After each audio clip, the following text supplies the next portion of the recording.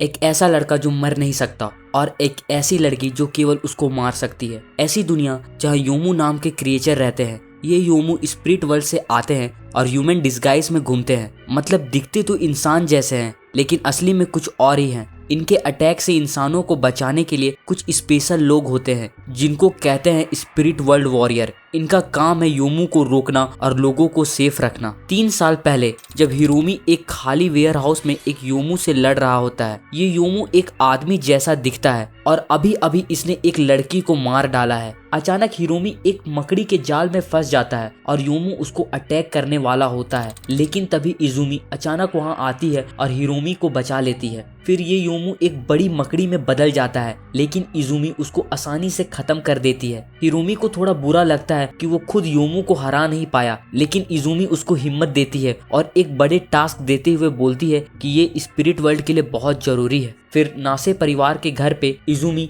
Hiromi को task समझाती है और ये टास्क है आकिहितो कानबारा को हराना, जो कि एक इमोर्टल हाफ योमू है। मित्सुकी जो कि उनकी छोटी बहन है, अपनी इनविजिबिलिटी यूज करके कमरे के बाहर चुपके से सब सुन रही होती है, लेकिन जब हिरोमी बाहर आता है तब उसको पता चल जाता है कि मित्सुकी वहाँ है। वो उसके कंधे पे बैठे याकिमो को देखता है और मित्सुकी को याद दिलाता है कि नासे फैमिली में योमू को पेट नहीं बनाया जाता। मित्सुकी अपने क्यूट पेट का साइड लेती है और बोलती है कि हर योमू बुरे नहीं होते। फिर वो कहना चाहती है कि उसको भी मिशन पे जाना है, लेकिन हिरोमी मना कर देता है। उसको अपनी प्यारी बहन को खतरे में नहीं डालना। अगले दिन हिरोमी ट्रेन में चढ़ जाता है जो उसको आकिहितो के पास ले जाएगा। अचानक मित्सुकी उसके बगल में आ जाती है। इस बार उसने अपनी इनविजिबिलिटी से हिरोमी को बेवकूफ बना दिया। हिरोमी उसको वापस भेजना चाहता है, लेकिन मित्सुकी नहीं मानती। ट्रेन से उतरने के बाद दोनों स्टेशन से बाहर निकलते हैं और वहाँ मिरोकू छुपा हुआ होता है, जो उनके जाने के बाद वहाँ से बाहर आता है। फिर दोनों आकिहितो के घर पे पहुंच जाते हैं। हिरोमी आगे बढ़ता है, लेकिन तभी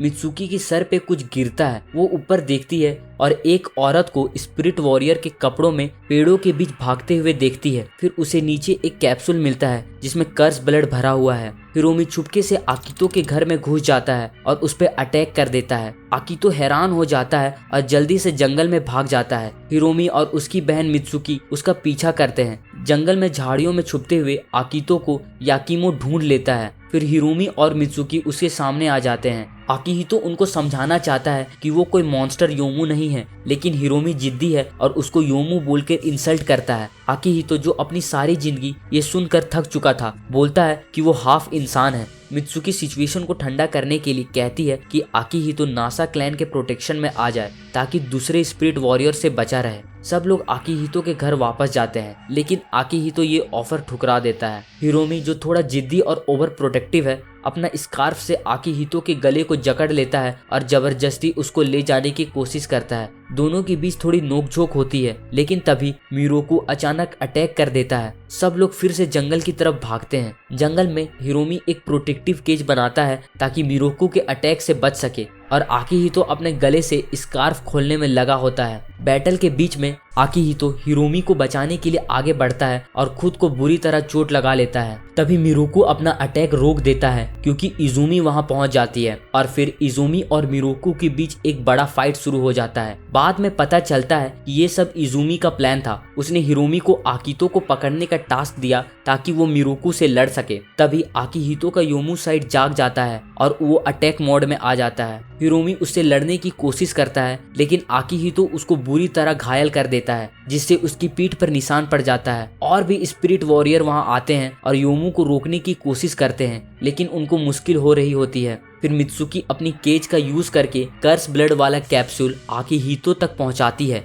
जैसे ही ये कैप्सूल रिएक्ट करता है, आकिहितो वापस ह्यूमन फॉर्म में आ जाता है। इधर मिरोकू और इजुमी की लड़ाई चल रही होती है। मिरोकू दूसरी तरफ से आती हलचल और कर्स ब्लड का असर नोटिस कर लेता है और फिर वो इजुमी को फिर मिलने का हिंट दे के गायब हो जाता है। आकिहितो जब होश में आता है तो अपने हाथों पे खून देखकर घबरा जाता है, क्योंकि उसने हिरोमी को चोट पहुंचाई थी। ट्रेन स्टेशन पर मित्सुकी इजुमी को बताती है कि उसको वो कर्स ब्लड वाला कैप्सूल कैसे मिला। आयाका बोलती है कि ये ब्लड एक स्पिरिट वॉरियर क्लैन का है। आकिहितो हिरोमी से कहता है कि वो चला जाए। क्योंकि उसके साथ रहने वालों का हमेशा बुरा होता है। लेकिन हिरोमी जिद पे अड़ा है और कहता है कि वो आकिहितो को अकेले नहीं छोड़ेगा। हिरोमी धीरे धीरे समझने लगता है कि योमू भी अलग अलग होते हैं और वो आकिहितो और याकिमो दोनों को एक्सेप्ट करने लगता है। हिरोमी कहता है कि वो अपनी बहन इजुमी जितना स्ट्रांग बनेगा और आकिहितो को प्रोटेक्ट करेगा। आकिहितो जो अपने योमू वाले रूप से थक चुका है कहता है कि अगर हिरोमी इतना पावरफुल हो जाए तो वो उसको मार दे। इसके बाद हम देखते हैं मिराई को इजुमी का कॉल आता है और वो ट्रेन में चढ़ जाती है। कुछ साल बाद एक दिन आकिहितो स्कूल की छत पर एक फर्स्ट ईयर की लड़की को खड़ा देखता है। उसको लगता है कि ये लड़की जंप करके सुसाइड करने वाली है, तो वो उसको रोकने की कोशिश करता है। लेकिन अचानक ये लड़की उसकी तरफ जंप करती है और एक लाल ब्लेड से उसके चेस्ट में वार कर देती है। ये लड़की कोई और नहीं बल्कि मिराई थी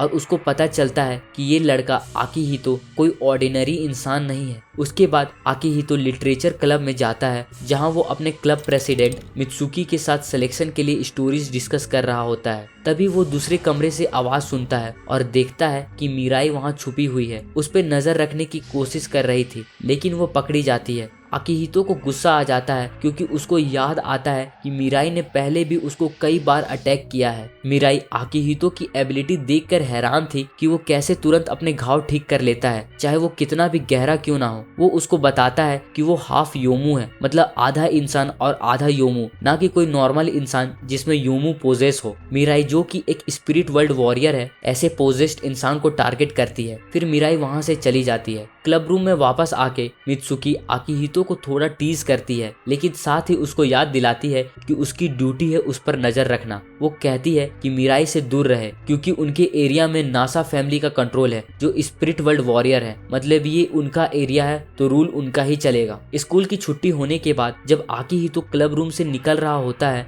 मिराई फिर से उसके सामने आ जाती है। वो बताती है कि वो भी स्पिरिट वर्ल्ड वॉरियर के परिवार से है, लेकिन उनके परिवार का खून को कंट्रोल करने की एबिलिटी की वजह से उन्हें बहुत बुरा तरीका से देखा जाता है। दूसरे स्पिरिट वर्ल्ड वॉरियर ने उनके परिवार को मार दिया और वो अकेली बची है। फिर वो अपनी खून से ब्लेड तैयार करती है आकिहितो पे अटैक करने के लिए। आकिहितो डर के मारे भाग जाता है और जो भी हाथ में आता है उसको मिराई पे फेंकता है ताकि वो डिस्ट्रैक्ट हो जाए। फाइनली वो एक लॉकर का यूज करके मिराई को रोक देता है। मिराई लॉकर से तो निकल जाती है लेकिन भूख की वजह से उसने आकिहितो का पीछा करना छोड़ दिया। अचानक एक असली योमू एक बड़े से जानवर का रूप लेकर वहां आ गया। शिजुको जो कि एक स्पिरिट वर्ल्ड वॉरियर थी और स्कूल में टीचर भी थी, उसका पीछा कर रही थी। लड़ाई के दौरान आकिहितो ने देखा कि योमू को देखकर मिराई के हाथ कांप रहे हैं। उस रात मिराई ने आकिहितो को बताया कि उसने कभी किसी योमू को नहीं मारा है क्योंकि उसको डर है कि अगर उसने ऐसा किया तो लोग उसको टारगेट करेंगे उसकी खून कंट्रोल करने वाली एबिलिटी की वजह से।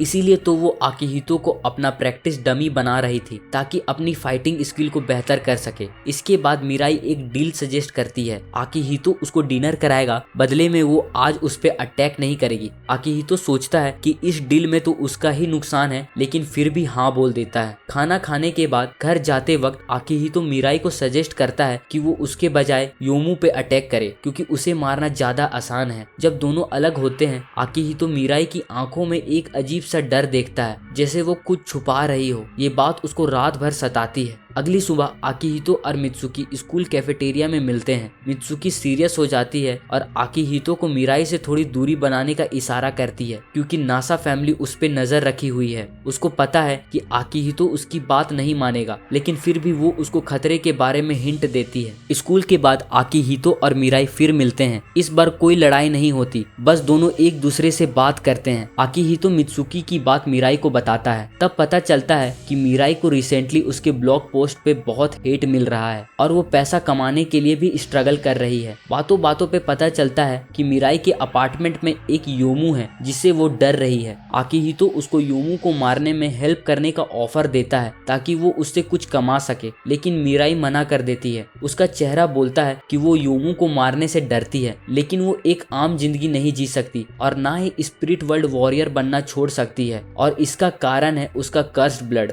आकिहितो उसका प्रॉब्लम को समझता समझता है क्योंकि वो खुद भी ऐसा ही फील करता है। उस रात दोनों मिराई के अपार्टमेंट पे पहुंचते हैं। वहां पहुंचने पर उन्हें कुछ अलग नहीं दिखता, लेकिन कुछ देर बाद अजीब सी घटनाएं होने लगी। अचानक एक मम्मी जैसा यूमू अपीयर होता है। दोनों उसके साथ लड़ने लगते हैं। मम्मी यूमू आकिहितो को नुकसान पहुंचाता उससे पहले ही मिराई ने बीच में आकर उसे बचा लिया और यूमू पर वार कर दिया। यूमू भागने लगा तो मिराई उसका पीछे भागी और लड़ाई मिराई के घर से निकलकर सड़कों पर पहुंच गई। मिराई यूमू के हर वार को रोक रही थी, लेकिन यूमू के चलाक दाव पेच के कारण लड़ाई अभी तक खत्म नहीं हो पाई थी। फिर भी मिराई और आकिहितो उसका पीछा करते हैं। उनकी उम्मीद थी कि यूमू को मारने से मिराई को अच्छी इनकम हो जाएगी। मिराई को यूमू को खत्म करने का मौका मिल गया। उसने एक पल के लिए अपनी पूरी पावर रिलीज कर दी और यूमू घायल हो गया। वो उसको खत्म करने ही वाली रहती है, लेकिन पिछली बार जब उसने एक यूमू से लड़ाई की थी उसकी याद के कारण वो रुक जाती है। तभी आकिहितो उसे आवाज लगाता है और वो यूमू को खत्म करने में कामयाब रही। यूमू को खत्म करने के बाद उसका स्टोन आकिहितो ने उठाया और मिराई को दे दिया। मिराई अपने कर्स ब्लड के कारण उसे अपने पास आने से मना करती है। फिर भी आकिहितो उसकी जान बचाने के लिए शुक्रिया अदा करते हुए उसके हाथ पर लगी चोट पर पट्टी बांधने लगा। आकिहितो उसे क्लब रूम ज्वाइन करने को कहता है, लेकिन मिराई क्लब ज्वाइन करने से मना कर दी और कुछ ही देर में मिराई बेहोश हो गई। यूमू से मुकाबला करने के बाद आकिहितो मिराई को उसके घर ले गया और फिर अपने घर चला गया। अपना मेल बॉक्स चेक करने पर उसने एक अजीब सा ब्लैंक पोस्ट कार्ड देखा जिसमें सिर्फ उसका नाम लिखा है। अगले दिन आकिहितो मिराई को सिंडो फोटो स्टूडियो ले जाता है जहां आयाका का बेस है। आयाका स्पिरिट वर्ल्ड वॉरियर सोसाइटी के लिए ऑफिशियल यूमू एग्जामिनर है। वहां आई उनका वेलकम करती है, जो आयाका की हाउसमेट है और खुद भी एक यूमू है। आई बताती है कि आयाका अभी भी सो रही है। मिराई को पहले ये बात थोड़ी स्ट्रेंज लगती है कि एक यूमू इंसानों के बीच क्या कर रहा है, लेकिन थोड़ी एक्सप्लेनेशन के बाद वो यूमू का नेचर समझ जाती है। तभी मित्सुकी भी वहां आ जाती है और वो तीनों आई के साथ स्कूल के लिए निकल जाते हैं। आकिहितो मिराई को दोबारा क्लब ज्वाइन करने के लिए कहता है, लेकिन इस सब के बाद भी मिराई क्लब ज्वाइन करने से मना कर देती है। आकिहितो ने मिराई को क्लब ज्वाइन करने के लिए मनाने की पूरी कोशिश की, लेकिन वो नहीं मानी। थक हार कर वो हिरोमी के पास गया। हिरोमी ऐसा इंसान था जो आकिहितो का मूड खराब करने में माहिर था। आकिहितो ने उससे उस मम्मी यूमू के बारे में पूछा जिससे वो कल मिला था, लेकिन हिरोमी ने कुछ भी बताने से इनकार कर दिया। उल्टा उसने ये कहा कि आकिहितो को ऐसे मामलों में नहीं पड़ना चाहिए जिससे उसका कोई लेना देना नहीं है। बाद में आकिहितो सिंडो फोटो स्टूडियो वापस गया जहां आयाका शिजुको के आखिरी शिकार की कीमत लगा रही थी। शिजुको निराश थी क्योंकि उसे लगा था कि उसने जिसे मारा है वो यूमू बहुत ज्यादा अग्रेसिव था और उसका थोड़ा ज्यादा पैसा बनता है। फिर शिजुको अपनी डेट पर चली गई। शिजुको के जाने के बाद आकिहितो ने आयाका से मिराई के बारे में पूछा कि क्या वो दुकान पर आई थी। दरअसल आयाका ने फोटो स्टूडियो को छुपाने के लिए कुछ बैरियर लगा रखा था, जिसके चलते मिराई रास्ता भटक गई। आखिर में मित्सुकी की मदद से मिराई फोटो स्टूडियो पहुंच पाई। इसी बीच आकिहितो ने आयाका से उस ब्लैंक पोस्ट कार्ड को पढ़ने के लिए कहा जो उसकी माँ ने उसे भेजी थी। ये कोई आम पोस्ट कार्ड नहीं था, बल्कि एक स्पेशल पोस्ट कार्ड था जिसको स्पिरिट वर्ल्ड वॉरियर अपने थॉट्स इम्प्रिंट करके बना सकते थे। आकिहितो शर्माने लगा क्योंकि पोस्ट कार्ड में उसे अपनी माँ बिल्ली का कॉस्ट्यूम पहने हुए अपने बेटे से प्यार से बात करते हुए दिखी। और तो और मित्सुकी जो अभी अभी मिराई के साथ आई थी वो भी मैसेज सुनने में इंटरेस्टेड थी। एम्बैरेसिंग चीज के बाद उसकी माँ ने मैसेज के सीरियस हिस्से के बारे में बताया। उसने आकिहितो को चेतावनी दी कि एक बहुत पावरफुल यूमू जिसका नाम होलो शैडो है आ रहा है। उसने आकिहितो से कहा कि वो उस यूमू से किसी भी तरह की मुलाकात से बचे, क्योंकि जैसे ही आयाका ने मैसेज खत्म होने के बाद बताया 5 high rank spirit world warrior भी होलो शैडो के साथ 5 मिनट भी टिक नहीं पाए थे। फिर आयाका ने उस यूमू की कीमत लगाई जिसे मिराई ने मारा था, लेकिन वो सिर्फ 1000 येन का निकला। मिराई का दिल टूट गया। मिराई इतनी मेहनत करके उसे मार कर लाई थी और उसकी कीमत इतनी कम थी। लेकिन आकिहितो खुश था क्योंकि एक तो मित्सुकी ने मिराई को क्लब रूम में आने का परमिशन दे दिया और दूसरा मिराई ने पहली बार स्पिरिट वर्ल्ड वॉरियर बन के कुछ कमाया था। मिराई ने आकिहितो को थैंक यू बोलते हुए उसे ट्रीट दिया, लेकिन साथ ही कहा कि अब से वो उसके मैटर में इंटरफेयर ना करे। वो दोनों अलग हैं और वो उसकी तरह मस्ती में रहना नहीं चाहती क्योंकि उसने अपने हाथों से किसी का खून किया था। दूसरे दिन मिराई अकेले ही यूमू हंटिंग करने की प्रैक्टिस जारी रखती है। पर फिर भी यूमू को मारने में उसकी झिझक साफ दिख रही थी। तभी मित्सुकी अपने यूमू पेट के साथ वहां पहुंच गई और उसने उस यूमू को मार डाला और उसने यूमू का स्टोन को मिराई को दे दिया। लेकिन मिराई ने उसकी इस फ्रेंडली हरकत को गलत समझा और नाराज होकर चली गई। उसी दौरान नासा हवेली में spirit world warrior observation department से मिरोकू आता है। वो एक खतरनाक और पावरफुल योमू जिसका नाम होलो शैडो था उसे ऑब्जर्व करने आया था। वहाँ नासा फैमिली की बड़ी बेटी इजुमी से बात होती है और दोनों अपने व्यू शेयर करते हैं योमू के एग्जिस्टेंस पर। मिराई की बात को नजरअंदाज करते हुए आकिहितो स्कूल में मिराई से मिलने जाता है। वहाँ मिराई को ये जानकर झटका लगता है कि मित्सुकी ने जो योमू को मारा था उसकी कीमत 10,000 येन थी, जो उसके लिए काफी थी। थोड़ी सी हेजिटेशन दिखाने के बाद वो पैसा ले लेती है, लेकिन वो आकिहितो से दूर रहने के अपने फैसले को चेंज नहीं करती। शिजुकू जो कि स्पिरिट वर्ल्ड वॉरियर और स्कूल टीचर है, मिराई को होलो शैडो के बारे में बताती है। उधर आकिहितो और हिरोमी मिराई के बारे में बात करते हैं और अपने अपने शौक के बारे में डिस्कस करने लगते हैं। तभी मित्सुकी आती है और दोनों को डांट लगाती है और अपने भाई हिरोमी को डिस्ट्रैक्ट करते हुए आकिहितो को मैसेज दिया कि वो सनसेट के वक्त सामने वाले ट्रेन स्टेशन पर मिले। ट्रेन स्टेशन पर मित्सुकी ने आकिहितो को बताया कि मिराई शायद अकेले ही होलो शैडो से लड़ने की सोच रही है और ये सब एक यूई नाम की लड़की के साथ पिछले इनकाउंटर की वजह से है, जब एक खतरनाक होलो शैडो आया था। थोड़ी देर में आसमान का रंग बदलकर एक अजीब से पर्पल कलर का हो गया, जिसको सिर्फ वो लोग देख सकते थे जिन्हें योमू दिखाई देता है। योमू की एक्टिविटी भी बहुत तेजी से बढ़ जाती है। मित्सुकी से मिली क्लूज के साथ आकिहितो मिराई के घर पहुंचा ताकि वो उसे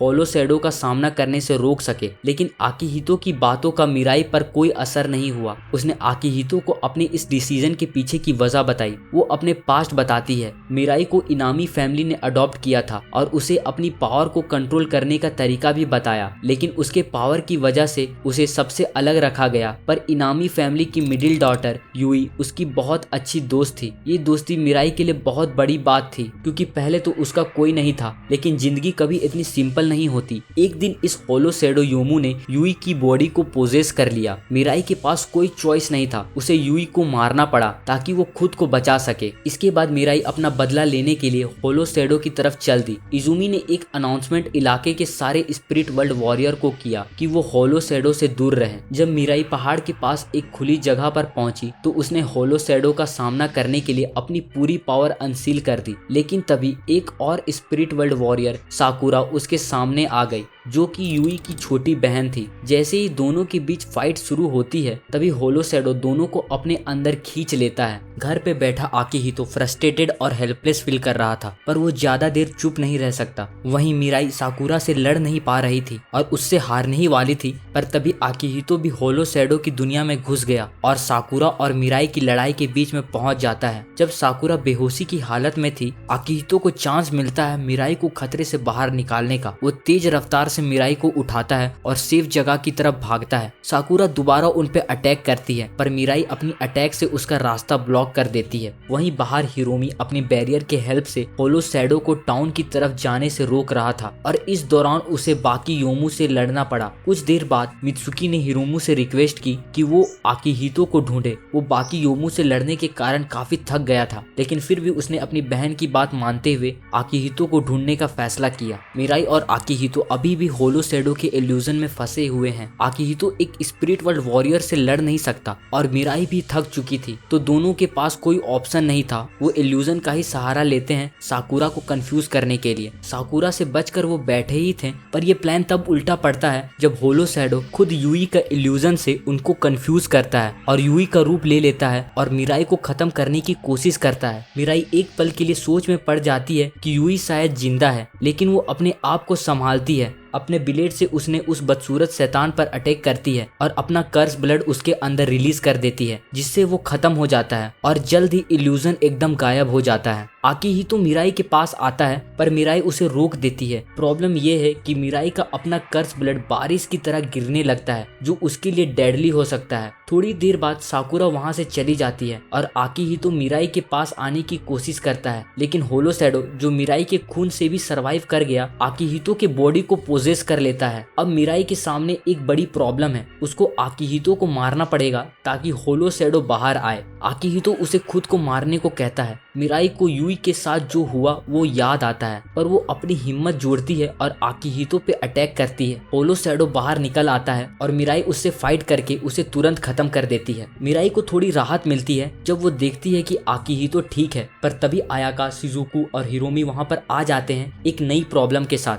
आकिहितो का यूमुसाइड को रोकने के लिए। असल में जब भी आकिहितो का ह्यूमन बॉडी कमजोर होता है तब उसके अंदर का यूमू उस पर हावी हो जाता है। मिराई देखती है कि कैसे ये तीनों स्पिरिट वर्ल्ड वॉरियर आकिहितो को रोकने की कोशिश करते हैं, पर ये कोई आसान काम नहीं है। उसके इंसेन एबिलिटी की वजह से तीनों मिलकर भी उसे रोक नहीं पाते और आकिहितो उनके सारे एफर्ट को तोड़ देता है। लड़ाई की वजह से पूरा मैदान तबाह हो जाता है और वो तीनों लड़ने के हाल में नहीं रहते। उसी वक्त मिराई को समझ आता है कि आकिहितो पहले क्या कहना चाहता था। वो अपनी जिद्दी हरकत के लिए सॉरी बोलती है और आकिहितो की तरफ दौड़ती है। अपनी बची हुई पावर से वो उससे लड़ती है और उसके योमू रूप को रोकने की कोशिश करती है। कुछ देर बाद आकिहितो होश में आता है और अपने द्वारा की हुई तबाही को देखकर हैरान हो जाता है। वो मिराई से दिल से माफी मांगता है और मिराई उससे रोने लगती है और वो भी माफी मांगती है। अगले दिन मिराई अपने खून में आयरन की कमी को वापस रिकवर करती है। तब उसे पता चलता है कि वो योमू जिसे उन्होंने इतनी मेहनत से हराया सिर्फ 200 येन का था। आकिहितो भी इस बात से हैरान है, पर उसे लगता है कि आयाका झूठ नहीं बोलेगी। इस सब के बाद आकिहितो और मिराई का रिश्ता थोड़ा बेहतर हो जाता है और अब वो एक दूसरे के सिचुएशन को अच्छे से समझते हैं। उसी वक्त होलो शैडो का असली स्टोन इजुमी के हाथ में था।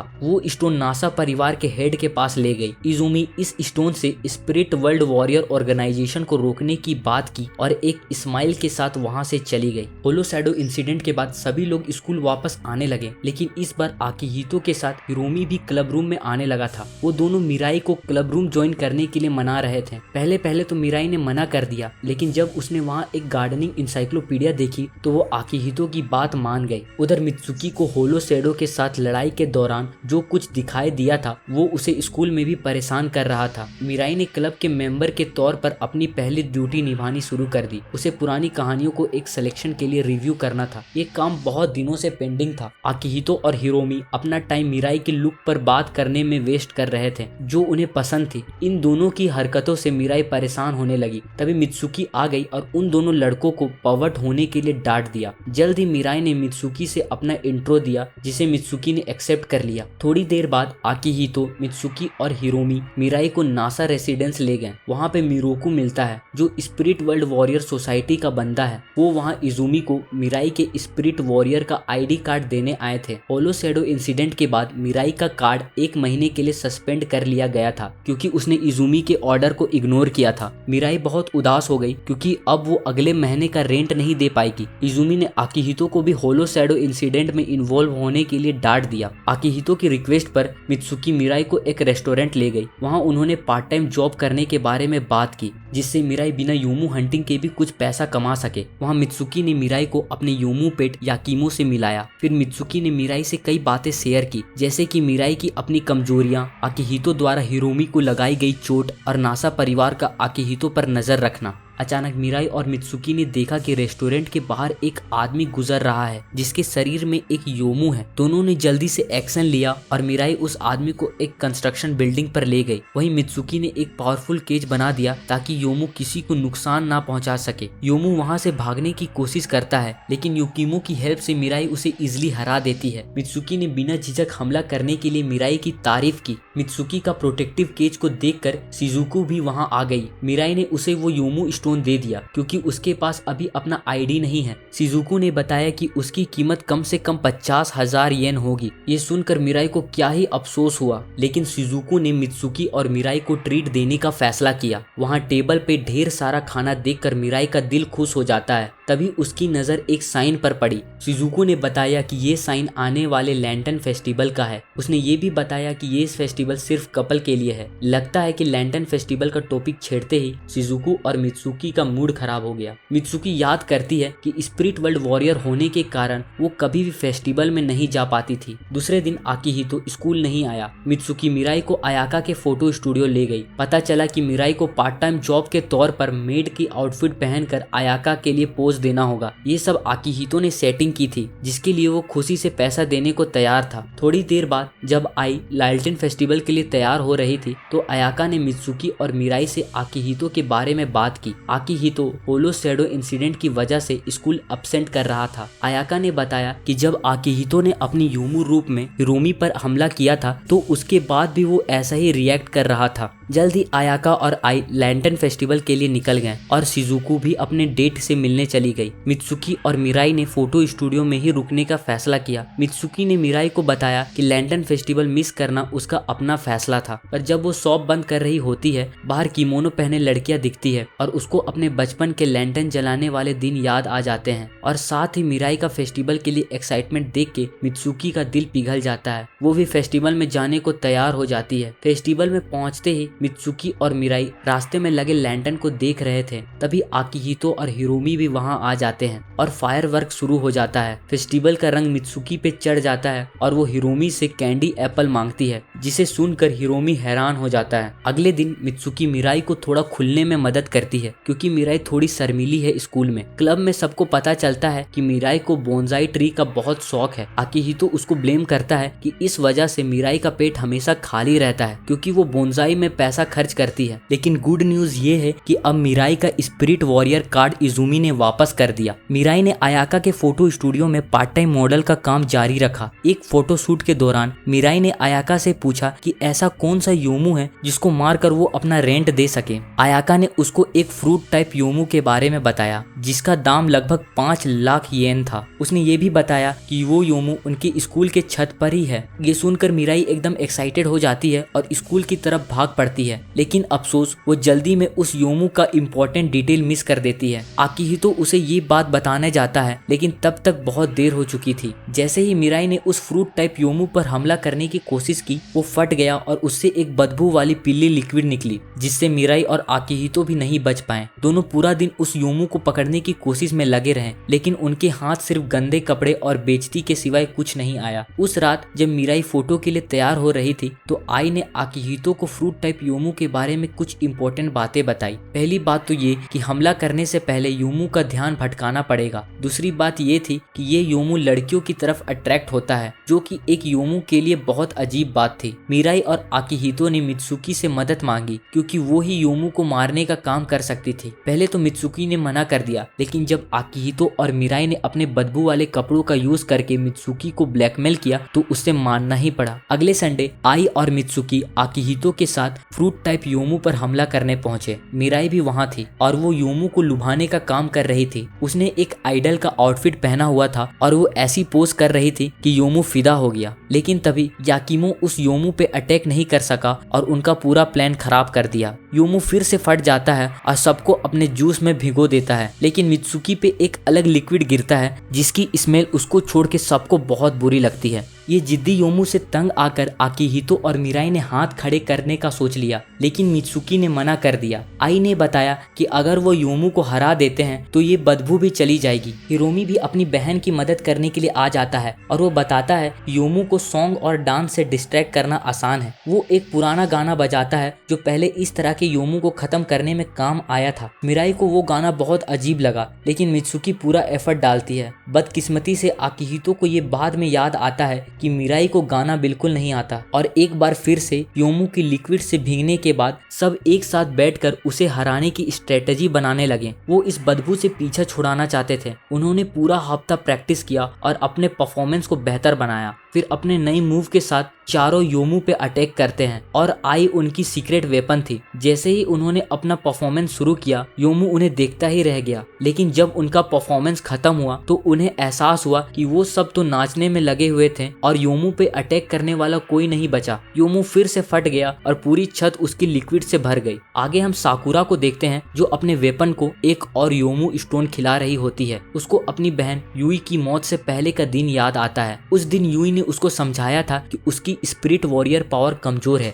जिससे वो होलो शैडो का पर्पल स्काई को भी नहीं देख सकती थी और उसको घर के अंदर रहने को कहती है। अब प्रेजेंट में क्लब रूम में सभी लोग बात कर रहे होते हैं, तभी शिजुको वहां पहुंचती है और सबको बताती है कि साकुरा उनके स्कूल में ट्रांसफर होने वाली है। ये सुनकर मिराई पूरी हैरान हो गई। शिजुको बोलती है कि मिराई को नासा फैमिली से मदद लेनी चाहिए साकुरा के ट्रांसफर को रोकने के लिए, लेकिन बाद में मिराई बताती है कि इससे कोई फर्क नहीं पड़ता। चाहे साकुरा स्कूल स्कूल आए या ना आए और इस बारे में कुछ नहीं करती। तभी मिराई स्कूल वापस जाने लगी क्योंकि वो अपना कुछ सामान भूल गई थी और आकिहितो अकेले घर लौट रहा होता है। रास्ते में उसको साकुरा दिखती है जो बर्ड शेप्ड योमू के एक झुंड से लड़ते लड़ते बेहोश हो जाती है। आकिहितो उसकी मदद करने जाता है लेकिन साकुरा की वेपन उसका एनर्जी एब्जॉर्ब करने लगती है। आकिहितो साकुरा को अपने घर ले जाता है और ऑमलेट राइस बनाता है लेकिन साकुरा को उसका टेस्ट पसंद नहीं आता। आकिहितो उसके वेपन के बारे में पूछता है। साकुरा अपने वेपन के बारे में बताती है जो योमू स्टोन खाता है ताकि और स्ट्रॉन्ग बन सके और बताती है कि उसे ये हथियार एक शर्त पर मिली है कि उसे मिराई को मारना होगा। साकुरा को उस इंसान का नाम नहीं पता जिसने उसे ये वेपन दिया है पर असल में ये वेपन उसे मिरोकू से मिला था। आकिहितो को शक होता है कि साकुरा ये कभी नहीं कर सकेगी क्योंकि उसने वेपन का थोड़ा सा यूज करके भी अपने बॉडी पे बहुत स्ट्रेस महसूस किया था और अगर वेपन स्ट्रॉन्ग होता रहेगा तो साकुरा उसे हैंडल नहीं कर सकेगी। तभी अचानक मिराई आकिहितो के घर के दरवाजा पे आ जाती है और आकिहितो जल्दी से साकुरा को एक कैबिनेट में छुपा देता है। वो मिराई को वापस भेजने की पूरी कोशिश करता है लेकिन कामयाब नहीं होता।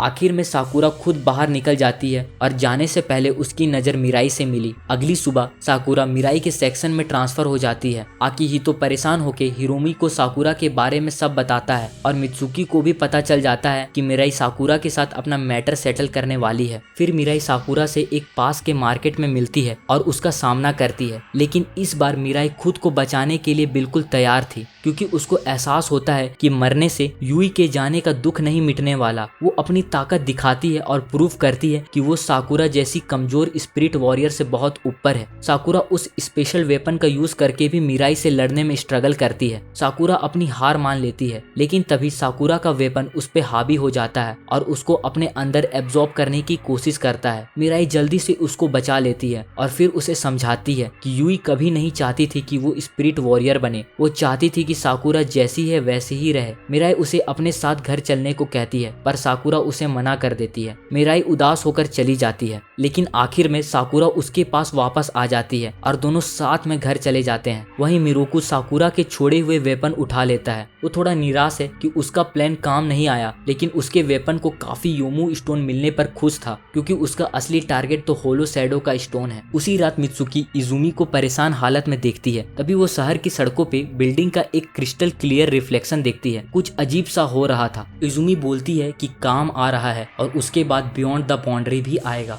उसके बाद इजुमी नासे क्लैन के लीडर के सामने अपना प्लान रखती है। नासे क्लैन की शान दांव पर लगाकर इजुमी ने ये वादा किया कि वो अपना प्लान को सफल बनाकर रहेगी। उधर मित्सुकी को टेंशन हो रही है क्योंकि काम के आने का वक्त नजदीक आ रहा है, कुछ बड़ा होने वाला है। अगली सुबह मिराई साकुरा को जबरदस्ती बिस्तर से उठाती है। मिराई से सुलह करने के बाद साकुरा के पास स्कूल जाने की कोई वजह नहीं थी। अब साकुरा मिराई के अपार्टमेंट में रहने लगी थी और मिराई उसके लिए एक बड़ी बहन की तरह बन गई थी। स्कूल जाते वक्त दोनों लड़कियों ने देखा कि आकिहितो स्टेशन पर झपकी मार रहा है। आकिहितो ने बताया कि वो रात में 7 घंटे से मिराई के लिए परफेक्ट चश्मा ढूंढ रहा था, जिससे मिराई हैरान रह जाती है। स्कूल पहुंचते ही शिजुको फाइनल एग्जाम और अपने पर्सनल रीजन के लिए 1 हफ्ते की छुट्टी लेने की बात करती है। साकुरा मिराई को काम के जल्दी आने की अफवाह के बारे में बताती है। थोड़ी देर बाद आकिहितो की माँ का पोस्टकार्ड सबको काम के आने की बात को कंफर्म करता है, लेकिन आकिहितो का ध्यान उसकी माँ के हैमस्टर कॉस्ट्यूम पे ज्यादा है, जबकि वो उसको होलो शैडो के लिए डांट रही होती है। उसके मना करने पर भी वो उसके पास गया था। वो उसको प्रॉमिस करने को कहती है कि वो काम के वक्त बाहर नहीं जाएगा। उसकी माँ का मैसेज खत्म होने के बाद आई सबको कैफे में बुला लेती है और समझाती है कि काम के वक्त योमू की पावर कम हो जाती है और सभी योमू वीक पड़ जाते हैं। आयाका ने आकिहितो को याद दिलाया कि ये बात उस पर भी लागू होती है और मिडनाइट से जब काम शुरू होगा उसका योमू वाला पावर भी कमजोर हो जाएगा। घर जाते वक्त उन्हें काम के आने से पहले कुछ अलग सा टेंशन महसूस होता है। तभी मित्सुकी, मिराई और हिरोमी अलग हो जाते हैं और आकिहितो को अकेले घर जाना पड़ता है। आकिहितो ट्रेन में नींद से लड़ता हुआ घर जा रहा होता है। इधर मित्सुकी को मिरोकू पिक करता है और वो एक बड़ा खुलासा करता है। काम के पीछे एक पावरफुल योमू है जिसका नाम बियॉन्ड द बाउंड्री है। मित्सुकी को ये सुनकर शौक लगता है क्योंकि उसको इस योमू के बारे में ज्यादा कुछ पता नहीं था। वो मिरोकू से और जानकारी जानकारी निकालने की कोशिश करती है और वो थोड़ी देर बाद इनामी फैमिली मिराई और इजुमी के बीच का कनेक्शन बताता है। वो बताता है यूई के मरने के बाद उसकी फैमिली मिराई को मार देना चाहती थी, पर इजुमी ने उसे बचा लिया था। लेकिन जब मिरोकू मित्सुकी के बहुत क्लोज आने लगता है तब हिरोमी, जो अपनी बहन का पीछा कर रहा था, एकदम से वहां पे आ जाता है। मिरोकू और हिरोमी के बीच छोटी सी लड़ाई होती है,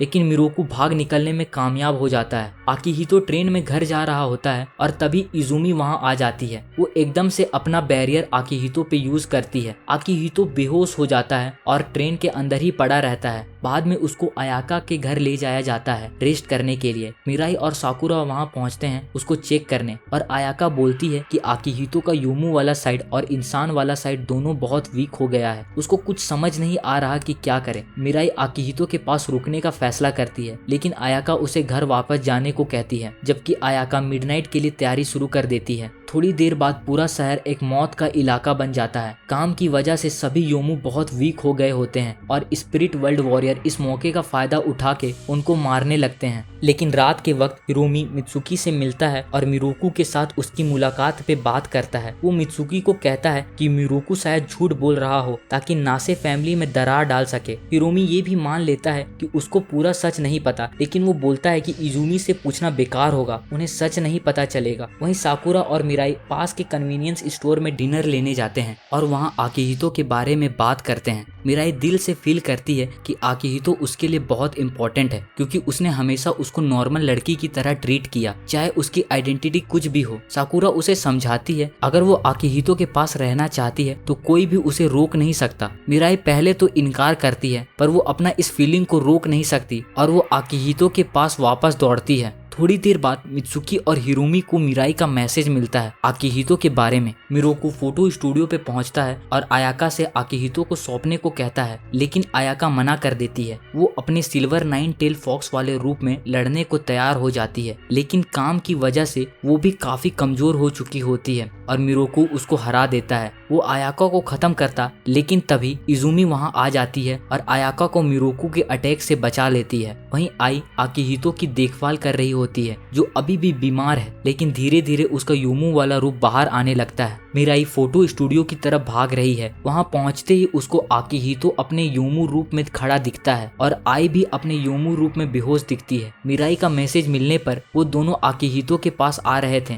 तभी उन्हें एक बड़ा सा योमू दिखता है। दोनों उस बड़े पावरफुल योमू से लड़ रहे होते हैं, जो काम की वजह से कमजोर तो हो गया था, लेकिन फिर भी खतरनाक था। याकिमो और हिरोमी की पावर के साथ मिलके वो उस बड़े योमू को फाइनली खत्म कर देते हैं। स्टूडियो से दूर इजुमी और मिरोकू एक दूसरे के खिलाफ लड़ाई शुरू करते हैं। दोनों स्पिरिट वर्ल्ड वॉरियर अपनी ताकत दिखाते हैं। इजुमी वार करती है और मिरोकू पे अटैक करके उसे चोट पहुंचाती है। वो मिरोकू से उसके एक्शन और स्पिरिट वॉरियर सोसाइटी के बारे में सवाल करती है, लेकिन मिरोकू चुप रहता है। तभी एक बड़ा धमाका होता है और मिरोकू उसका फायदा उठाकर वहां से भाग निकलता है। धमाके वाली जगह पे मिराई आकिहितो के सामने खड़ी होती है, जो अब योमू फॉर्म में है। अयाका आई को सेफ जगह ले जाती है और मिराई को आकिहितो से अकेले लड़ना पड़ता है, लेकिन तभी इजुमी वहां आ जाती है और आकिहितो पर अटैक करती है, पर उसकी वजह से आकिहितो को भागने का मौका मिल जाता है। मित्सुकी और हिरोमी उस योमू को खत्म करके इजुमी और मिराई के साथ आकिहितो के अपार्टमेंट उसे ढूंढने पहुंचते हैं। वहां मिराई सबको बताती है कि आकिहितो का इंसान और योमू दोनों साइड बहुत वीक हो गया है। मित्सुकी ने कहा कि शायद आकिहितो की योमू शक्ति उसकी इंसान शक्ति से थोड़ी सी ज्यादा ताकतवर थी, इसके कारण वो बाहर आ गई। उसके अपार्टमेंट में ढूंढते हुए मिराई को आकिहितो की बहुत सारी फाइल मिलती है, जिसमें सभी में मिराई की फोटो रहती है। वहीं एक मैगजीन में मिराई को पता चलता है कि आकिहितो उसके बर्थडे आने पर उसे एक ब्लैक फ्रेम चश्मा गिफ्ट करने वाला था। तभी पास में एक जोरदार धमाका होता है। सभी लोग धमाके वाले जगह पे जाते हैं और वहाँ एक बड़ा सा क्रिएटर दिखता है। लगता है आकिहितो ने ये बनाया होगा। इजुमी उसकी ट्रेसेस चेक करने का फैसला करती है और मिराई को बोलती है कि अगली बार जब वो आकिहितो को देखे तो उसको मार दे। ये बात मिराई को रात भर परेशान करती है। आकिहितो को मारने के बाद से मित्सुकी भी गुस्सा होती है। वो हिरोमी से बात करने जाती है। हिरोमी उसे कुछ नहीं कहता, लेकिन बाद में इजुमी से सामना करते वक्त पता चलता है। वो इजुमी पर शक करते हुए कहता है कि कहीं वो आकिहितो को मरवाने के लिए मिराई का यूज तो नहीं कर रही है, और उसी ने आकिहितो की बॉडी को वीक किया होगा। इजुमी ने उसे कोई जवाब नहीं दिया, उल्टा उसने हिरोमी को स्पिरिट वर्ल्ड वॉरियर के साजिश के बारे में चेतावनी दी जो कि नासे परिवार के खिलाफ थी। दूसरे दिन स्कूल में सब नॉर्मल था, लेकिन साकुरा अभी भी मिराई की परेशानी को लेकर चिंता में थी। मिराई अपने काम के लिए तैयार हो चुकी थी और उसने ये बात हिरोमी को भी बता दी। इसके जवाब में हिरोमी ने मिराई को बियॉन्ड द बाउंड्री के बारे में बताया। मिराई को आकिहितो से अपनी पहली मुलाकात की याद आई और उसने सोचा कि काश वो मुलाकात कभी हुई ना होती। जल्द ही शहर में बारिश का मौसम शुरू हो गया। जिन लोगों को भी आकिहितो के हाल के बारे में पता था वो सब दुखी थे। मिराई इजुमी से मिलने के लिए एक कैफे में जाती है। उस वक्त हिरोमी इजुमी के प्लान के बारे में पता लगा रहा था। उसे लगा कि बियॉन्ड द बाउंड्री योमू का कुछ टुकड़ा ही सामने आया है और हो सकता है कि आकिहितो का बियॉन्ड द बाउंड्री से कोई कनेक्शन हो। हिरोमी को जल्द ही पता चल गया कि कोई और भी नासे परिवार के सीक्रेट कमरे में घुस आया है और वो कोई और नहीं बल्कि मिरोकू था। वो होलो शैडो के स्टोन को एब्जॉर्ब कर रहा था। हिरोमी उसे रोकता उससे पहले ही वो वहां से निकल जाता है। इधर मिराई आखिर में आकिहितो को ढूंढ लेती है, लेकिन वो कुछ करती उससे पहले हिरोमी का कॉल आ जाता है। वो बताती है कि वो आकिहितो को मारने वाली है। तभी अचानक आकिहितो उस पे हमला कर देता है। मिराई भी उससे लड़ने लगती है। आकिहितो के कमजोर होने पर भी उसे हराना मुश्किल था, लेकिन मिराई अपना ब्लेड उसके सीने में डालने में कामयाब होती है। आकिहितो उससे और भी कमजोर हो जाता है। फिर मिराई अपने ग्लासेस को उतार कर आकिहितो की तरफ तेजी से भागती है और सीन शिफ्ट होता है। कुछ दिन बीत चुके हैं मिराई और आकिहितो के लास्ट फाइट के बाद। मिराई अब आकिहितो को ठीक करने में लगी है, दिन रात उसकी देखभाल कर रही है, लेकिन उसका तरीका थोड़ा अजीब सा है। साकुरा एक दिन दोनों को देखने आती है और नोटिस करती है कि मिराई ने अभी तक आकिहितो को अपने दिल की बात नहीं बताई। तभी आकिहितो ये शोरगुल सुनता है और बाहर आता है और तब उसको पता चलता है कि समर आ गया है। आकिहितो स्कूल जाता है और देखता है कि वहाँ कोई नहीं है। स्कूल पूरा खाली है। स्कूल वेकेशन चल रहा था, लेकिन अचानक साकुरा और मित्सुकी वहाँ स्विमिंग के कपड़ों में दिखते हैं। फिर मित्सुकी, आकिहितो और छुपा हुआ हिरोमी अपने आदत के मुताबिक एक दूसरे को चिढ़ाना शुरू कर देते हैं। इसी बीच एक अलग वक्त में जब शहर पूरा बर्फ से ढका हुआ था, मिराई स्कूल के क्लब रूम में जाती है। वहाँ उसको आकिहितो एकदम बेजान सा पड़ा दिखता है। मिराई उसका हाथ अपने सर पर रखती है, पर वो एक लाश की तरह गिर जाता है। थोड़ी देर बाद मिराई और आकिहितो घर की तरफ निकलते हैं। आकिहितो एकदम ज़ॉम्बी जैसा चल रहा होता है। मिराई की बातों का कोई जवाब नहीं देता, बस अपने अपार्टमेंट की तरफ धीरे धीरे बढ़ता है। ये देख के मिराई का दिल भर आता है। वो ये देख कर रोने लगती है। अब वापस समर टाइम में जब शाम में सूरज ढल रहा होता है, आकिहितो मिराई के साथ थोड़ा वक्त बिताता है। मिराई की मुस्कान देख के उसका दिल खुश हो जाता है और वो उसको डिनर के लिए बाहर चलने को कहता है, लेकिन मिराई शर्मा कर मना कर देती है और पूछती है कि आकिहितो उसके साथ इतना अच्छा क्यों ट्रीट करता है। आकिहितो बोलता है कि वो दोनों एक जैसे हैं, लेकिन मिराई को ये बात थोड़ी क्रिंज लगती है। वो अजीब सा एक्सप्रेशन बनाती है और आकिहितो थोड़ा परेशान हो जाता है। फिर उसे पता चलता है कि मित्सुकी ने मिराई को ऐसा बिहेव करने को कहा था और आकिहितो उसको बोलता है कि वो मित्सुकी की ये सारी बातें भूल जाए। अचानक मिराई का चेहरा सीरियस हो जाता है और उसने बियॉन्ड द बाउंड्री को कैसे हराया वो बताती है। पता चलता है कि जब उसने आकिहितो के सीने में मारा था, उसने बियॉन्ड द बाउंड्री को अपने अंदर ले लिया था। इससे आकिहितो बच गया, लेकिन मिराई खुद गायब हो गई। फिर वो बताती है कि जो मिराई अब आकिहितो के सामने खड़ी है वो उसके सपनों का एक हिस्सा है, बियॉन्ड द बाउंड्री के असर की वजह से, जो आकिहितो के अंदर मिराई के कुछ खून की बूंद से पॉसिबल हुआ है। अचानक आकिहितो एक सनफ्लावर के खेत में पहुंच जाता है। वहाँ मिराई उसके पास आती है और उसको किस करने की कोशिश करती है, लेकिन पता चलता है कि सपने में भी ये इतना आसान नहीं है। थोड़ी देर बाद मिराई गायब हो जाती है और आकिहितो की आंखें खुल जाती है। आकिहितो अपने आसपास देखता है और पता चलता है कि वो हॉस्पिटल के बेड में है। उसके साइड में मिराई का लाल चश्मा रखा होता है और वो बाहर सुनहरे पत्ते देख रहा होता है। फ्लैशबैक में जाते हैं 6 महीने पहले, जब मिराई यूई के एक्सीडेंट के बाद इजुमी के कहने पर ये शहर में आई थी। इजुमी मिराई को नासे फैमिली के हेड के सामने ले जाती है। वहाँ मिराई को एक बड़ा मिशन मिलता है, एक इमोर्टल हाफ योमू को खत्म करना, जिसका नाम आकिहितो है और उसका योमू पार्ट बियॉन्ड द बाउंड्री के नाम से जाना जाता है। इजुमी उसको पूरा सपोर्ट देती है। नया घर, आकिहितो की लोकेशन, सब कुछ अरेंज कर देती है। लेकिन मिराई को जल्द ही पता चलता है कि आकिहितो उतना खतरनाक नहीं है जितना वो सोचती थी और वो उसकी हालत को समझता भी है। ये बात उसको कंफ्यूज कर देती है। 1 महीना बीत जाता है और मिराई इजुमी से बोलती है कि आकिहितो को मारना उसके लिए मुश्किल हो रहा है। इजुमी उसको बोलती है कि आकिहितो ऐसे नहीं मरेगा, उसको मारने का मौका मिलेगा जब वो कमजोर होगा, और फिलहाल उसको आकिहितो पर नजर रखने और उससे ज्यादा क्लोज ना होने की सलाह देती है। लेकिन होलो शैडो के आने से और आकिहितो आकिहितो के उसके फीलिंग्स समझने की वजह से मिराई उसको दूर नहीं कर पाती और उसे मार भी नहीं पाती। अगला महीना आता है और इजुमी मिराई के स्पिरिट वर्ल्ड वॉरियर ड्यूटीज थोड़ी देर के लिए रोक देती है। वो मिराई पे नाराज होती है कि उसने बियॉन्ड द बाउंड्री को मारने का चांस मिस कर दिया। लैंटर्न फेस्टिवल के वक्त भी फायरवर्क के बाद मिराई इजुमी से बात करती है। वो बियॉन्ड द बाउंड्री को खत्म करना चाहती है, लेकिन ये भी फैसला करती है कि वो आकिहितो को नहीं मारेगी। जब काम का वक्त आता है, इजुमी अपना प्लान बताती है। वो अपनी बैरियर से आकिहितो पे अटैक करके बियॉन्ड द बाउंड्री योमू को बाहर निकालेगी ताकि मिराई उसको मार सके। वो मिराई को एक ऐसा तरीका भी बताती है जिससे कि आकिहितो को बिना चोट पहुंचाए बियॉन्ड द बाउंड्री योमू को निकालना पॉसिबल है, पर इससे वो योमू मिराई में चला जाएगा पर आकिहितो सेफ रहेगा। इजुमी उसको आकिहितो की लोकेशन वाला एक पेपर देती है और मिराई निकल पड़ती है। जाने से पहले इजुमी कहती है आकिहितो कभी नहीं चाहेगा कि तुम उसके लिए अपनी कुर्बानी दो। वो चाहता था कि तुम उसको खत्म करके अपनी लाइफ कंटिन्यू करो, लेकिन मिराई कहती है आकिहितो उस पर गुस्सा हो सकता है क्योंकि वो उसकी वजह से अपनी जान खतरे में डाल रही है, लेकिन इससे उसको कोई फर्क नहीं पड़ता। वापस प्रेजेंट में आकिहितो हॉस्पिटल में बैठा रहता है। उधर मिराई अपना बर्फीला ड्रीम वर्ल्ड में बियॉन्ड द बाउंड्री के कोर ढूंढ लेती है। दोनों अलग अलग दुनिया में अपनी लड़ाई लड़ रहे होते हैं। मिराई की लड़ाई मुश्किल हो रही थी। योमू का वार इतना तेज और खतरनाक था कि मिराई को बचने के लिए अपनी पूरी ताकत लगानी पड़ रही थी। वहीं मित्सुकी आकिहितो का हाल पूछने पहुंचती है। आकिहितो मिराई के फिक्र में डूबा हुआ था। हिरोमी ने आकिहितो को सारी हकीकत बता दी कि वो 3 महीने से हॉस्पिटल में बेहोश की हालत में था और मिराई गायब हो चुकी है। आकिहितो ने बताया कि उसके उठने के बाद से ही कुछ अजीब सी आवाज सुनाई दे रही है। हिरोमी बताता है कि उसकी शक्तियां कमजोर पड़ रही है, जिसके चलते वो ये आवाज नहीं सुन पा रहा था। उसने आकिहितो को फोटो स्टूडियो ले जाने का फैसला किया। आयाका का कैफे में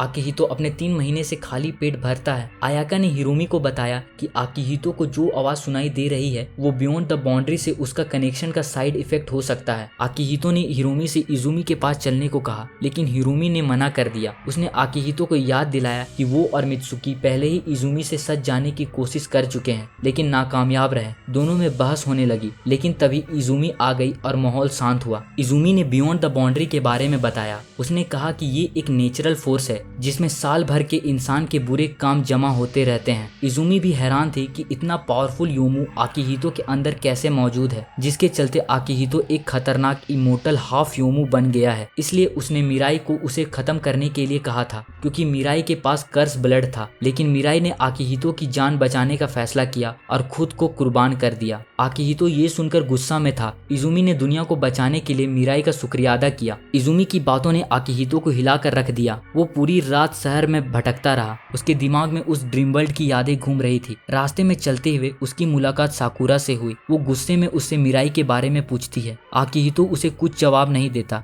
साकुरा उसे एक जोर से लात मार देती है। आकिहितो 3 महीने बाद अपने घर लौटा और जब उसने अपना फोन खोला तो उसे मिराई का मैसेज मिलता है। उसमें मिराई बोलती है कि मुझे नहीं पता ये मैसेज तुम तक पहुंचेगा या नहीं, मुझे ये भी नहीं पता कि तुम कभी ये मैसेज पढ़ोगे या नहीं, लेकिन ये मैसेज भेजने के बाद मैं बियॉन्ड द बाउंड्री को हरा कर वापस आऊंगी। मुझे बहुत अजीब लग रहा है। सच कहूँ तो मैं खुश हूँ। मैं एक ऐसे क्लैन में पैदा हुई जिसके पास कर्स ब्लड था, जिसके चलते मुझे सिर्फ दुख ही मिला। मैं हमेशा खुद से पूछती थी कि मैं पैदा ही क्यों हुई। मेरा एक हिस्सा तो मरना चाहता था, लेकिन मैं गलत थी। मुझे खुशी है कि मैं पैदा हुई। लोग कहते हैं कि मेरी शक्तियाँ श्रापित है, लोग इन्हें नापसंद करते हैं, लेकिन मुझे एहसास हुआ है कि मेरी शक्तियाँ किसी को नुकसान पहुंचाने के लिए नहीं है, ये तो लोगों की जान बचाने के लिए है। मुझे खुशी है कि मैं इतनी जिंदगी जी पाई। मैं सचमुच खुश हूँ कि मैं इस शहर में आई और तुमसे मिली। मैं कभी श्रापित नहीं थी और अब तुम एक आम इंसान की तरह मर सकते हो। इसीलिए अब से एक आम जिंदगी जीना, जैसा तुमने एक बार मुझसे कहा था, और मुझे इसके लिए बुरा नहीं लग रहा।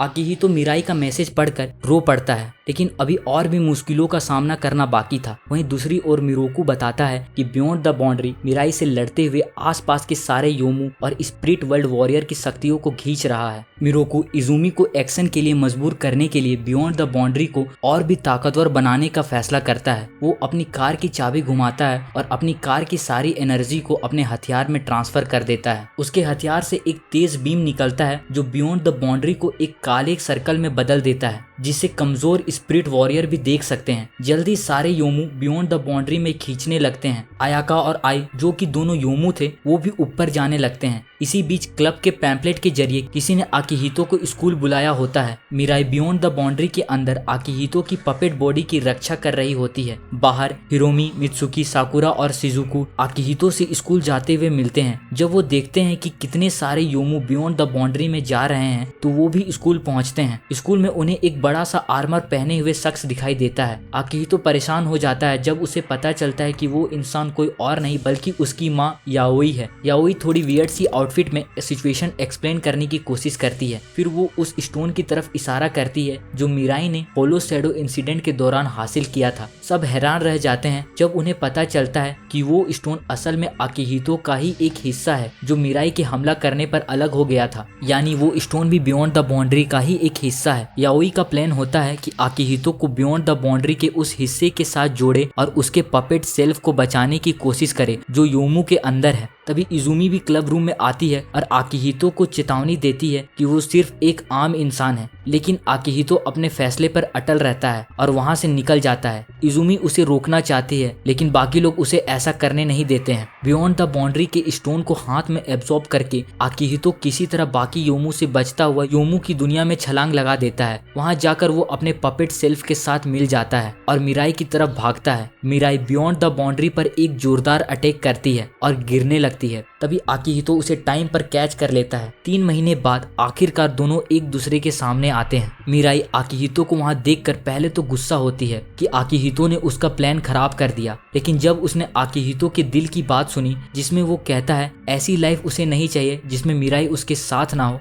ये सुनकर वो अपने फैसले पर फिर से सोचने पर मजबूर हो गई। दूसरी तरफ इजुमी ने यायोई को आकिहितो की असलियत के बारे में सवाल किया। यायोई ने कोई जवाब नहीं दिया, उल्टा उसका ध्यान दूर में दिखाई दे रही लाइट बीम पर चला गया। ये रोशनी मिरोकू की वजह से थी। याओई तुरंत एक्शन में आ गई और इजुमी को ये चुनने के लिए छोड़ दिया कि वो या तो उसका पीछा करे या मिरोकू का प्लान को नाकाम करे। आखिर में इजुमी ने मिरोकू को रोकने का फैसला किया। बियॉन्ड द बाउंड्री के अंदर मिराई और आकिहितो के सामने एक विशाल योमू आ गया। मिराई समझ नहीं पा रही थी कि वो उसे कैसे हराएंगे। आकिहितो जो चीज से नफरत करता है उसका यूज करने की कोशिश भी फेल हो जाती है। वो योमू उस पर हमला करता है। मिराई किसी तरह उसे डिफेंड करती है लेकिन उसे एक अटैक हिट करने ही वाला रहता है। तभी आकिहितो योमू पावर का यूज करके उसे बचा लेता है। आखिर में आकिहितो को अपने योमू पावर का सहारा लेना पड़ा ताकि वो योमू को हराने का कोई रास्ता ढूंढ सके। उस वक्त बाहर मिरोकू बियॉन्ड द बाउंड्री की कमजोर परफॉर्मेंस से डिसअपॉइंट हो जाता है। उसे लगा कि या तो बियॉन्ड द बाउंड्री ने अभी तक काफी योमू नहीं खाया है जिसे उसको एनर्जी मिले, या फिर मिराई की वजह से ये इतना कमजोर हो गया है। अचानक शिजुकु और इजुमी वहां पहुंच गए, लेकिन मिरोकू ने उन दोनों के अटैक को आसानी से रोक दिया। मिरोकू के पास होलो शैडो का स्टोन था जिसका वो इस्तेमाल कर रहा था। साकुरा, मित्सुकी और हिरोमी भी लड़ाई में शामिल होते हैं, लेकिन मिरोकू ने तुरंत एक्शन लिया और उसने खुद को और इजुमी को एक बैरियर में कैद कर लिया। वहीं आकिहितो और मिराई ने पास में खड़े एक स्कूटर को उठाया और बियॉन्ड द बाउंड्री की अजीब सी दुनिया में भगाने लगे। उन्होंने रास्ते में आने वाली सारी योमू को पीछे छोड़ दिया। दोनों किसी तरह बचते बचाते योमू के कोर तक पहुंच गए। हिम्मत जुटाते हुए मिराई बियॉन्ड द बाउंड्री के सेंटर में कूद गई और अपनी तलवार से उसने कोर पे हमला कर दिया। तुरंत ही वो ड्रीम वर्ल्ड और वो गोला जो शहर के ऊपर था टूटने लगा। बाहर मिरोकू ये देख रहा था। वो जानता था कि जब बियॉन्ड द बाउंड्री पूरी तरह से तबाह हो जाएगा तो साथ में पूरी दुनिया भी तबाह हो जाएगी। बियॉन्ड द बाउंड्री का कोर टूटने के बाद आकिहितो जो बेहोश पड़ा था होश में आता है। उसने देखा कि वो और मिराई बच्चों की तस्वीरों से घिरे हुए हैं। ये बच्चे आकिहितो की पास्ट की बात कर रहे थे। वो उसे मॉन्स्टर और भी कई तरह से पुकार रहे थे। आकिहितो ने मिराई का हाथ थाम लिया और आंखें बंद करके दोनों ने अपने मन की ताकत से उन तस्वीरों से लड़ना शुरू कर दिया। जब उन्होंने आंखें खोली तो दोनों ने खुद को हजारों योमू से घिरा हुआ पाया। उनके पास और कोई रास्ता नहीं था। दोनों ने अपनी शक्तियों का इस्तेमाल करते हुए रास्ते में आने वाली सभी खतरनाक योमू को मारना शुरू कर दिया। तभी आयाका और आई ने भी योमू के रूप में उनकी मदद की। उधर मिरोकू इजुमी से फाइट कर रहा होता है। मित्सुकी हिरोमी को अंदर जाकर इजुमी की मदद करने को कहती है। जैसे ही हिरोमी अंदर जाता है उसे मिरोकू से पता चलता है कि इजुमी एक इंसान है जिसके अंदर एक योमू है। ये सुनकर इजुमी गुस्से में आ गई। हिरोमी अपनी बहन की मदद करने आया था लेकिन वो भी हैरान रह गया। इजुमी ने गुस्से में मिरोकु पर अपना हथियार से वार कर दिया। वो कहती है लेकिन उसने उसकी तरह अपनी इंसानियत नहीं खोई है। तभी अचानक मिरोकु एक्सप्लोड हो गया। इजुमी और हिरोमी दोनों उसके बैरियर से बाहर खड़े थे। सभी योमू को हराने के बाद मिराई और आकिहितो दोनों थक जाते हैं और तभी बियॉन्ड द बाउंड्री उनके सामने खुद आकिहितो के हाथ के रूप में अपीयर होता है। आकिहितो अपने जोर से और अपने हाथों से उसके इस रूप को हरा देता है और उसे वापस अपने अंदर एब्जॉर्ब कर लेता है। मिराई आकिहितो के पास जाने की कोशिश करती है लेकिन उसके पैर से गिलास टूटने की आवाज आती है और वो वहीं रुक जाती है। उसने आकिहितो से कहा कि वो उसके पास आए, उसके सिर पर हाथ रखे और दिल से उसका शुक्रिया अदा करे। आकिहितो जैसे ही ये करता है मिराई की आंखों से आंसू बहने लगता है और उसका लेफ्ट लेग क्रिस्टल की तरह टूट जाता है। थोड़ी देर बाद जब बियॉन्ड द बाउंड्री उसके शरीर से निकल जाता है, मिराई अपना आखिरी गुड बाय कहती है और उसका पूरा बॉडी धूल बनकर उड़ जाता है। आकिहितो उसे जाने से रोक नहीं पाता और बस मिराई की रिंग पकड़ने की कोशिश में बियॉन्ड द बाउंड्री के टूटते वर्ल्ड से नीचे छलांग लगा देता है। कुछ समय बाद सर्दियों का मौसम आ जाता है और दुनिया का काम चलता रहता है। आकिहितो ने अपने अपार्टमेंट में अभी भी कुछ ग्लासेस रखे हुए थे। शिजुको योमू का शिकार करके पैसे कमाने में स्ट्रगल कर रही थी। साकुरा और आई दोस्त बन गए थे जबकि मिरोकु का कुछ पता नहीं था। इजुमी हिरोमी से बात करने के बाद वहां से चली गई। हिरोमी को नासे परिवार की जिम्मेदारी सौंप दी गई थी। क्लब पहले जैसे ही चल रहा था लेकिन मिराई की कमी आकिहितो को सता रही थी। ये बात नासे भाई बहन को भी पता थी। फिर एक दिन जब आकिहितो अपने घर जा रहा था तो उसके हाथ से मिराई की रिंग गायब हो गई। उसके मन में छत पर जाने की एक अजीब सी बात आई। वो तेजी से वहां भागता है और उसी जगह पर पहुंचा जहां वो पहली बार मिराई से मिला था। अचानक उसने कुछ ऐसा देखा जिससे उसकी आंखों में आंसू आ गए। मिराई वहीं खड़ी थी। आकिहितो चिल्लाते हुए अपने दिल की बात कहता है कि वो उससे प्यार करता है और फिर उसने मिराई की ग्लासेस जिसे वो छोड़ दी थी उसे लौटा देता है और ये एनीमे यहीं खत्म होता है। अगर आपको इसका नेक्स्ट पार्ट चाहिए तो कमेंट करें और इस वीडियो को खूब सारा प्यार दें और अपना ख्याल रखें।